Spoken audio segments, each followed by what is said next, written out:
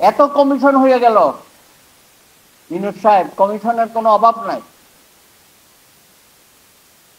আপনি সড়ক পরিবহন নিয়ে তো একটা কমিশন করলেন না, আপনি একটা করলেন না শিক্ষা ব্যবস্থা নিয়ে শিক্ষা কমিশন। আমাদের ভবিষ্যৎ কি? এই আন্দোলনের পরে আজকে স্কুল কলেজ বিশ্ববিদ্যালয়গুলোতে কি পরিবেশ বিরাজ করছে? আমরা তো একটা নতুন বাংলাদেশ চেয়েছিলাম।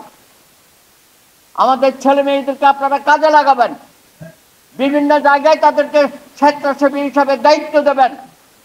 প্রয়োজনে যারা পাশ করে বের হয়েছে তাদেরকে চাকরিতে নিয়োগ দান করবেন।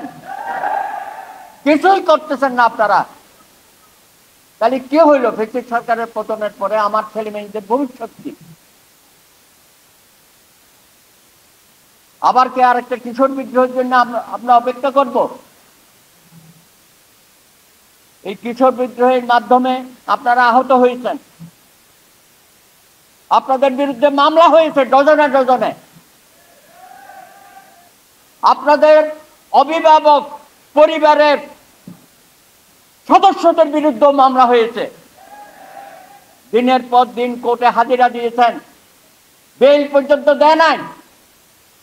প্রয়াত ডক্টর জাফরুল্লাহ চৌধুরী আপনাদেরকে কারামুক্ত করার জন্য কোর্টের বারান্দায় ছুটে গেছেন, নিজে দাঁড়িয়ে ওখানে নিজে আর্গুমেন্ট করেছেন বিচারকের সামনে।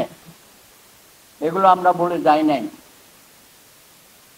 আপনাদেরকে নিয়ে অনেক তামাশা করা হয়েছে সরকারি দলের পক্ষ থেকে, এবং বিশেষ করে যিনি সড়কের দায়িত্বে ছিলেন, মনে আছে তো?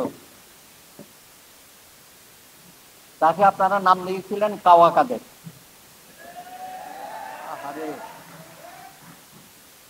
কি বক্তব্য তার! দুর্ভাগ্যবশত ওই ধানমন্ডি তিনের সাথে আমার বাসাটা, এবং সেখানেও আপনাদেরকে নিয়ে অনেক ঘটনা হয়েছিল, কিন্তু আপনাদের উপর হামলা করে মধ্যে আপনাদেরকে ফেলে দিয়েছিল অনেকেই। আমি সেদিন দেখেছি আপনারা লেইকে ঝাঁপ দিয়েছিলেন তাদের কারণে, এবং আপনাদের অনেককেই ধরে নিয়ে চলে আসছিল সেই তিনের ধানমন্ডি। এটা এখন পোড়া বাড়ি, গিয়ে দেখে আসবেন ফেসিসদের কি দুরবস্থা হয়। তিনের এখন পোড়া বাড়ি আওয়ামী লীগের। সেই আন্দোলনে আমার ভাই সাইদুর রহমান আছেন এখানে, নিরাপদ সড়ক ফাউন্ডেশনের উনি মহাসচিব, সঙ্গে আমাদের নায়ক ইলিয়াস কাঞ্চনও ছিলেন। তারাও সম্পৃক্ত ছিল, অনেকভাবে তারা সরকারকে বোঝানোর চেষ্টা করেছে দাবি দাবো, আপনাদের দাবি দাবো তারা উপস্থাপন করেছে। কিন্তু শেষ পর্যন্ত এত বাগড়ম্বতার পরও যে আইনটি পাস করলো, পুরোপুরি তো আপনাদের সাথে, জাতির সাথে প্রতারণা করেছে। আরেকজনের কথা মনে আছে তো, সম্রাট শাহজাহান, আহারে কে হাসি, দাঁত বের করে করে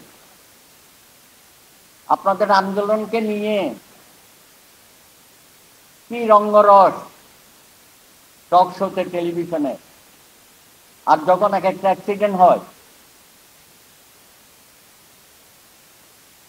যে পরিবারের সদস্যরা এই দুর্ভাগ্যজনকভাবে মৃত্যুবরণ করেন, এক একটি হত্যাকাণ্ড এগুলো, এবং প্রত্যেকটা ঘটনায় সারা জীবনের জন্য পরিবারে নেমে আসে, সারা জীবনের জন্য একটা শোকাবহ অবস্থা আমরা দেখেছি বিভিন্ন সময়। এই আপনারাই কিন্তু পরবর্তী পর্যায়ে অনেকেই কোটা সংস্কার আন্দোলনে সম্পৃক্ত হয়েছেন। আপনারাই আবার সর্বশেষ এই জুলাই আন্দোলনে সামনের কাতারে দাঁড়িয়ে বুক পেতে দিয়েছেন, বুলেট এবং গুলিকে উপেক্ষা করে। আজকে আমাদের